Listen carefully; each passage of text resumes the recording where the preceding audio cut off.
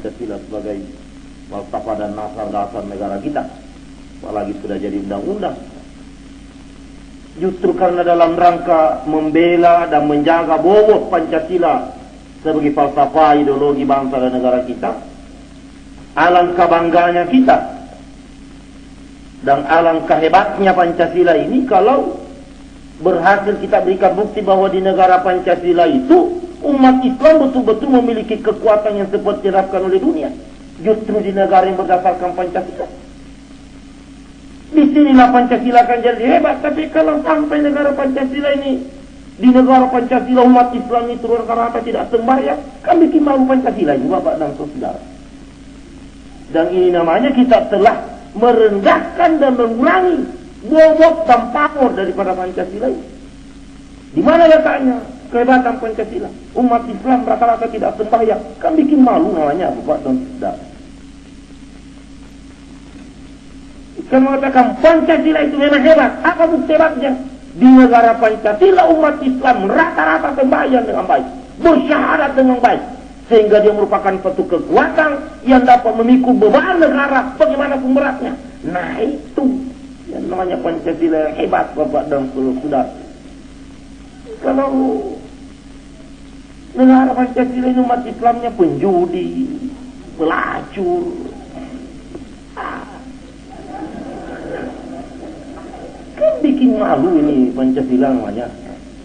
Jadi demi rasa tanggung jawab sebagai Pancasila itu jadi, kita Bapak dan saudara-saudara dituntut umat Islam ini harus tampil sebagai satu kekuatan. Bukan gila, saya tidak pernah merasa bangga dan tidak pernah merasa superior, tidak pernah merasa hebat gara-gara jumlah umat Islam ini 90%. Tidak usahlah 90%. Kalau 90% kayak gini-gini juga, biar 5% saja tapi berkualitas. Itu lebih baik daripada 90% tapi bikin malu Bapak dan saudara-saudara. Sebab sebenarnya kita realistis saja, tidak usah terlalu Indonesia ini banyaknya 90%, tidak usah kita terus itu. Sebab pernahkah kita lakukan sensus umat Islam ini, Bapak dan saudara, Islam yang 90% itu kayak apa?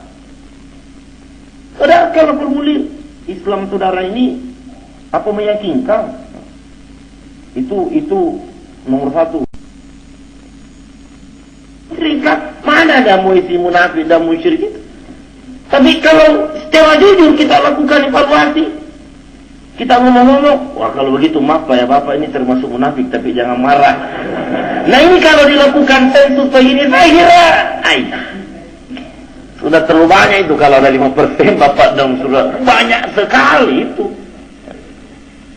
Tidak usah lah yang tidak ikut pengajian saja. Bisa dites di Celengang Bapak dan saudara-saudara. Nah ini kan juga adalah merupakan satu indikasi ya, satu fakta bahwa siapa sih kita?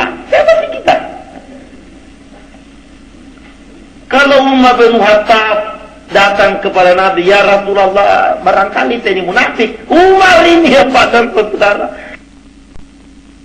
kita mana ada yang mau berani? Barangkali saya ini munafik. Kenapa? Sembahyang subuh saya jam 7. Nah, ini kan kita sudah bisa mereka-reka sendiri buat tumbangan saya. Terpaksa betul itu baru keluar. Nah, apa namanya ini? Masa ada mukmin begini, Bapak dan saudara? Kan mencurigakan ini. Mencurigakan. Tapi coba siapa yang berani bilang bahwa ini namanya munafik kalau tidak ngamuk. Jadi apa boleh buat? Karena kita juga takut, ya sama-sama diam saja. Nah inilah yang berjumlah 90%. Inilah yang 90%. Ya mungkin 90% dari 90% itu munafik. Belum lagi yang musyrik, belum yang fasik, belum yang zalim. Baik. Sudah untung kalau ada 5% Bapak dan saudara. Dan barangkali itulah yang di malam Jumat ini antara lain. Ini pun masih perlu diseleksi. Nah ini kan, jadi bukan persoalan jumlah yang menarik kita di sini. Tapi persoalan bagaimana menunjukkan bahwa umat Islam ini memang punya kekuatan. Tapi kenapa kita ngambang? Sebab dari awal tak timpul poin kita ini yang memang perlu dipertanyakan. Sudah pernahkah kita melakukan pengusutan secara tuntas? Benarkah sudah syahadat saya? Kasihan negara kita ini, yang mayoritas rakyatnya mengaku Islam, tapi tidak pernah diantar untuk berkualitas yang baik. Sebab secara jujur, siapa di antara kita ini pernah dibina secara intensif, secara serius, dengan metode-metodik, ya, menurut yang dicontohkan oleh Rasulullah Sallallahu Alaihi Wasallam untuk menjadi seorang muslim yang baik? Mana ada di antara kita? Kita ini kan Islam yang kebetulan terbawa arus. Arus tiba-tiba, ya ngaku-ngaku juga Islam padahal. Dari mana dan kapan? Serta bagaimana konsekuensi mental yang timbul pada waktu kita mengatakan saya muslim? Apa jaminannya? Kalau di zaman Rasulullah Sallallahu Alaihi Wasallam ini mudah ini dideteksi, mudah diikuti, mudah dilacak, mudah dimonitoring. Mengaku Islam itu langsung ada ikatan antara Nabi dengan orang yang datang mengaku itu. Terus ada kewajiban, dan kalau tidak datang salat jamaah itu terus diusut. Kalau Anda sebagai muslimnya hanya salat jamaah, itu risikonya. Sebab setiap selesai jamaah ada pengumuman, ada instruksi, ada wahyu turun, dan Anda harus tahu, dan harus tukun itu wahyu yang turun. Ya kalau tidak datang salat jamaah, bagaimana Anda bisa tahu?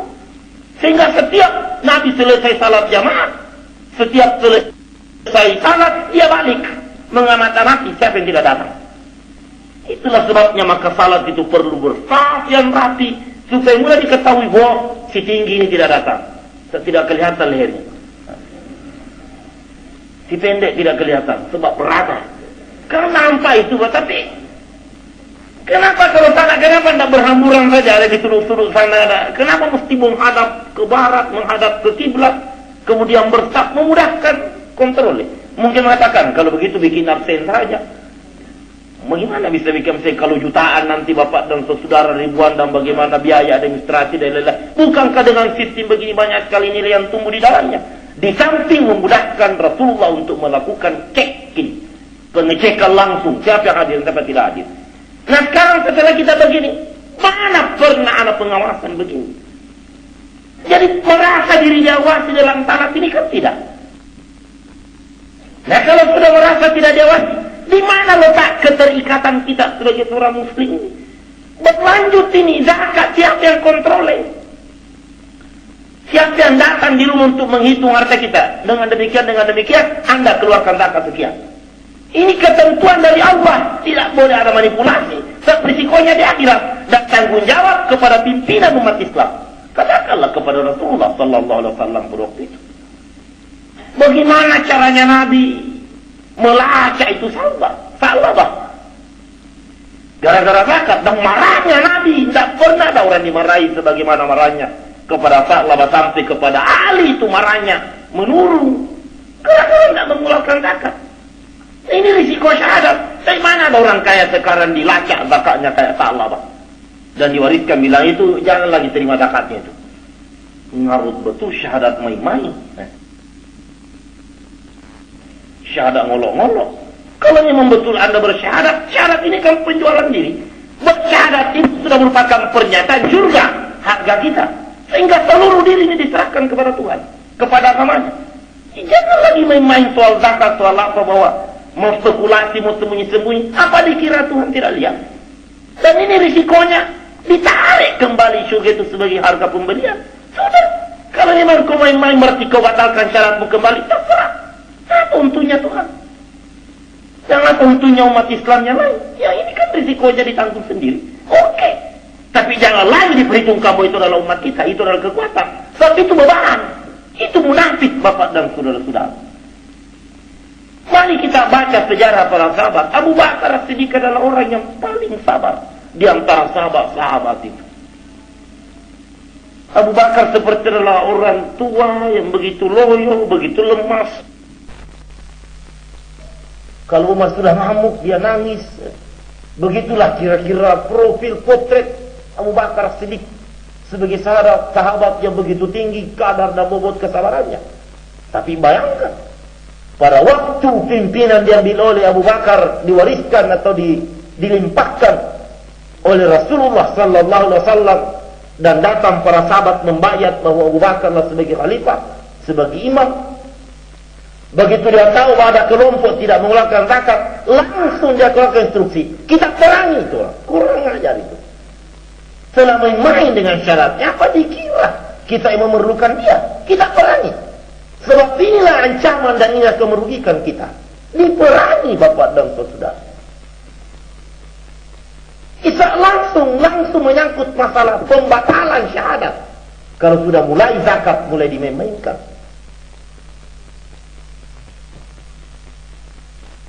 Nah sekarang kita harus bertanya, siapa yang monitoring ini semua? Siapa yang jaga dan siapa yang urus? Jangankan menjadi muslim yang nyata-nyata surga sebagai jaminannya. Menjadi anggota KOPRI saja Bapak dan Saudara. Maaf kalau salah sebut. Menjadi anggota KOPRI saja, menjadi anggota pegawai negeri saja, yang jaminannya bukan surga, paling-paling pensiunan 17.000 satu bulan Pak dan Saudara. Dengan rumah dinas yang dicabut kembali kalau pensiun. Itu saja. Kalau coba-coba tidak hadir apel setiap Senin hormat bendera, itu langsung kondita turun dan bisa dipecat. Bisa dipecat. Kalau kecepatan dia pulang sebelum jam pulang, kan kondita. Padahal ini jaminannya hanya gaji tiap bulan dengan rumah dinas yang dicabut kembali kalau pensiun. Dengan pakaian dinas yang begitu. Apalagi Bapak dan saudara-saudara mengaku muslim, surga jaminannya di akhirat dengan sekian banyak fasilitas bantuan Tuhan, berupa bayana, berupa hidayah, berupa berkah, dan macam-macam lagi di dunia ini. Lantas tidak diikat oleh satu kedisiplinan, kan lucu, kan tidak benar. Disinilah sebenarnya bahwa syahadat itu, begitu kita selesai bersyahadat, berarti ada keterikatan. Langsung melahirkan jamaah, langsung melahirkan saf. Kita terdaftar segera sebagai anggota kesekian. Bersama-sama dengan anggota, dengan saf dan warga yang lain.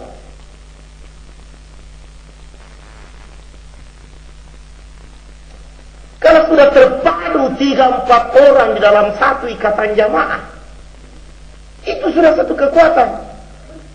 Kalau 5 orang sepakat, setekat, secita-cita, sehinta dan secinta untuk sama-sama mati di dalam menerima satu risiko, itu kekuatan raksasa Bapak dan Saudara.